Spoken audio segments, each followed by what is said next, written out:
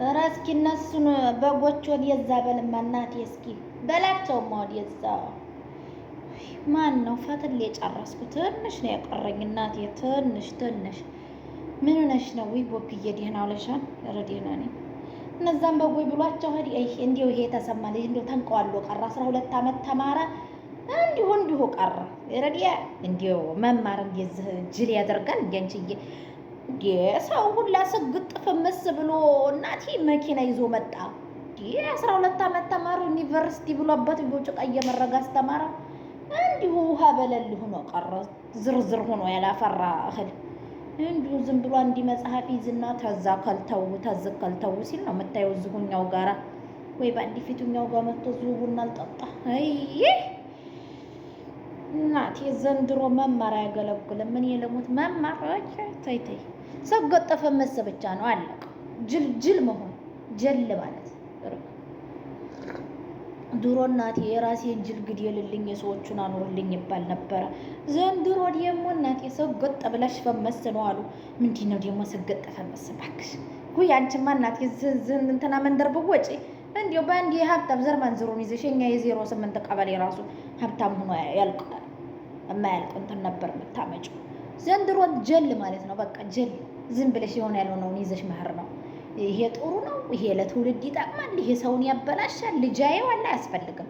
እንዲሁ ይዘሽ ብቻ ስግጥ አለቀ። እኔ ለሞት አሁን ጊዜ ነው አሁን ሰው እያለፈለት ያለው እንዴዛ ወረገኝ የብርቄ ልጅማ ስንት ጊዜዋ እናቴ ጎረጎድ የምትቀመጥበት ምድረን የለሞት እዛ ቤት ውስጥ ተንካላውሳ በኪነ ጥበብ ይሁን በምን ዘር ይሁን በዲዛይን ይሁን ታለማመርኳለች። አንዱንም ሳትተክር ኦርሚዋ ሜዲ ወይ ያላገባች እናቴ እንዲሁ የለሞት። እስኪ እንዲያው ይሄ ሰንገጠፈ መስ የሚለውን ትቀላቀል ይሆን? ኧረ በእናቴ እንደዛ እኮ ነው ዘንድሮ ያወጣው መማር ማፊ ፋይዳ ረገይ ሆ ናይ ጉድ በግ እናንተን መለየት አቃተው። ይሄማ እናቴ እስቲ ቶሎ ባያ በዚህ የዝም መንደር ሰው ተነጋለት እኮ እንደ ሰራዊት ነው ሲሄድ የሚያድሩት። እናቴን የቡናዬን ሳልጠጣ የትም አልንቀሳቀስም። ናይ እስኪ ብርቄ እንዴት አደርሽ እናቴ? የጧቱ ፀሐይ ያምራል እናቴ። ረገኝ አልሐምዱሊላህ እርሜና ጤና ሰጣን ነው እንጂ ስንቱን አየመሰለሽ እናቴ፣ ስንቱን ጉድ ያየ ነው። እየየይ እስቲ ይሄን ቡና ቶሎ በይ፣ ዲስቱንም በጎን ጣጀው እስቲ። ቀዲያሹ አይመረቅም ቡና። እሺ ቆሌውን ያጣ ጊዜ እናቴ ዝህረድ ያለኝ። እስቲ ቁጭ በይ እናቴ። የእንትና ልጅ የፈሰስ ልጅ እንዴት ሆነ? ፈሰስ ብላ ቀረች እሷ እናቴ። እንዲያው እዛ በቴሌቪዥን አምጥተዋት እዛ አባዬም አየሰተሉኝ የደሞ ምን ሆነው ነው እንዲያው እያልኩ ስል አይኔ ጉድ ያየ እናቴ ተይኝ። አሁን ያ መነው ዲያስጥለን ምንድራቸው ዲያስጥለን ሰርተን እኔ በለጠው አልነካካም። ምን የለሙት ሲፈልጉ እድሩን ዝግት ጥንቅር ያድርጉት አልነካቸውም። ምን ነው ሸዋማ እያባየ ሟምቷቸው ቀሩ እናንተ ብሽቆን። ከህመም ሁሉ ህመም ለሌሎች ጥሩ ነገር እሰራለሁ ብሎ ራስን ችግር ውስጥ መክተት ይሄ በጣም ህመም ነው። ለማንኛውም ሁላችንንም ከእንደዚህ አይነት ነገር አላህ ይጠብቀን። እዚህ ምስሉ ላይ የምታወጥ ቀይዋ ልጅታችን ገንዘቧን የተበላች እህታችን ናት። እዚህ ጋ ደግሞ ያለችው ደብደብ ያለችው ደግሞ ዱባይ ውስጥ ነው የምትኖረው። እሷ ደግሞ የእህታችንን ገንዘብ የበላችው እህታችን ናት።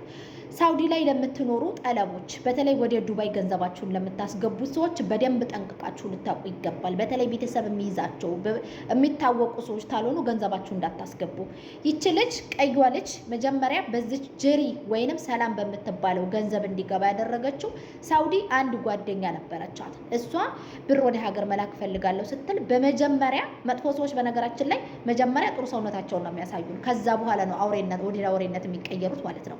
ምንድነው የተፈጠረው? መጀመሪያ ይችኛይቱ ልጅ ብር አስገብታ ነበር። ብር ገብቶም ወደ ሀገር ተልኮላታል። ችግርም አልነበረውም።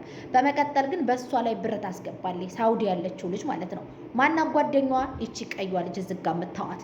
ከዛ ያ ብር ዝች ጀሪ ላይ ወይም ሰላም ላይ እንደተቀመጠ ሰላም ወይም ጀሪ የምትባለዋ ልጅ ኢቃማዬን ላሰራ ነውና ብር አጣሁ በሞቴ ነው መታነቂያ ነው ያገር ያለው ወረቀት የልበላሽ ነው ስትላት ምስኪንዬ ይህች ዝጋ ያለችው ቀይዋ ልጅ እሺ ችግር የለም ኢቃማሽን አስተካክሊና ከዛ ሰርተሽ ብሩን ትሰጭኛለሽ ትልና ትስማማለች።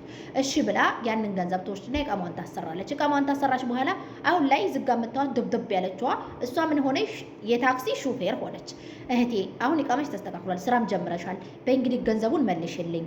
ለምን ያቺኛይቱም ልጅ ብሯን እያለች ስለሆነ ስትላት አይ ብር ካሁን በኋላ አይገኝም፣ የሆነ ነገር ብለሽ ቲክቶክ ላይ አወጣለሁ ብትይም እገልሻለሁ፣ ወይ አንቺ ወይ እኔ እንሞታለን። ቆይ በ4000 ሪያል ወይንም በ4000 ድርሃም መሞት ምን አመጣው? አንቺ ኢቃማሽ ተበላሽቶ ሞታለሁ ብለሽ አይደል እንዴ ኢቃማሽን ገንዘቡን ሰጣ ያስተካከልሽው? እዚህ መሀል ይቺ ልጅ ምን ተፈጠረ? ሳውዲ የላከችላትም እኔ እኮ በአንቺ በምታውቂያት ልጅ ያስገብቼ ብሬን ተበላው እንዲያደረግሽ ስትላት አንቺማ በእኔ አማን አስገብተሽ ልትበላ አይገባም ትልና ይቺ ዝም ተዋት ምስኪኗ ልጅ ያኔ ሰው ብር ሰርታ ተከፈለች። በኋላ ምን ተፈጠረ?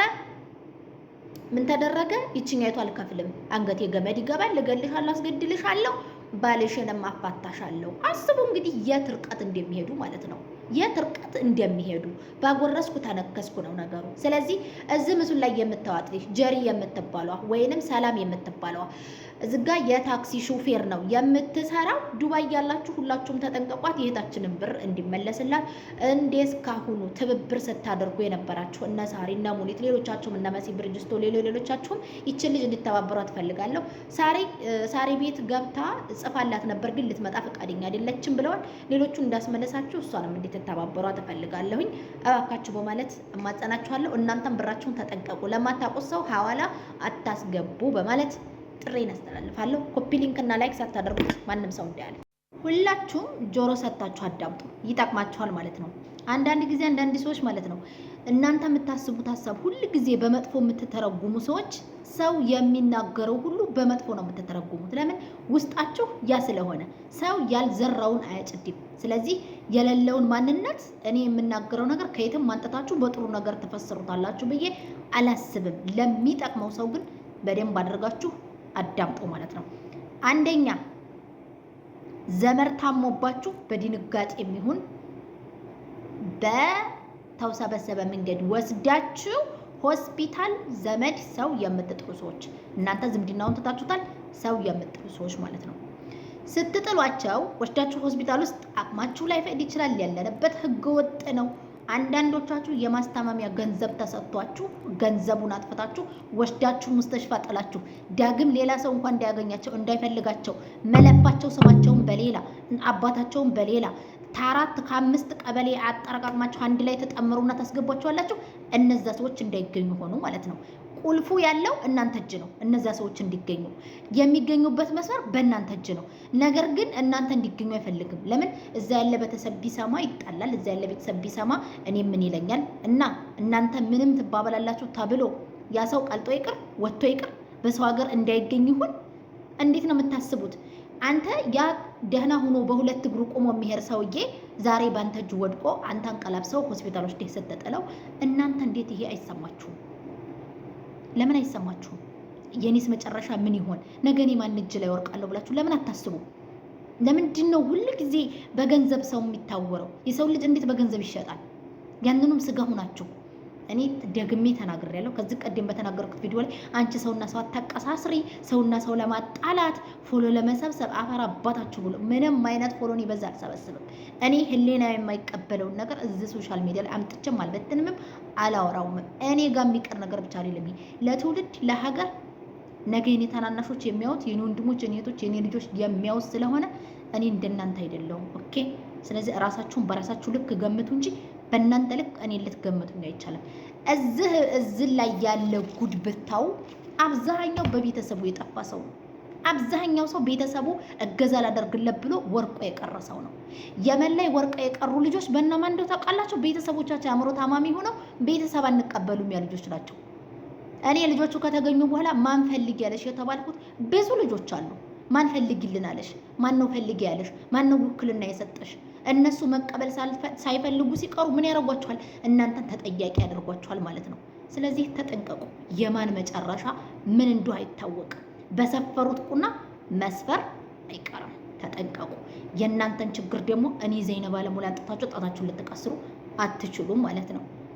ምድረ ሆዳ አንዳንድ ሰዎች በጣም ሽተት የምትሉ ሰዎች አላችሁ ማለት ነው። የሆነ እንትናችሁ በጣም የሚያስጠላ ክርፍት የሚል ነገር የምታደርጉ ወንጀል ማለት ነው።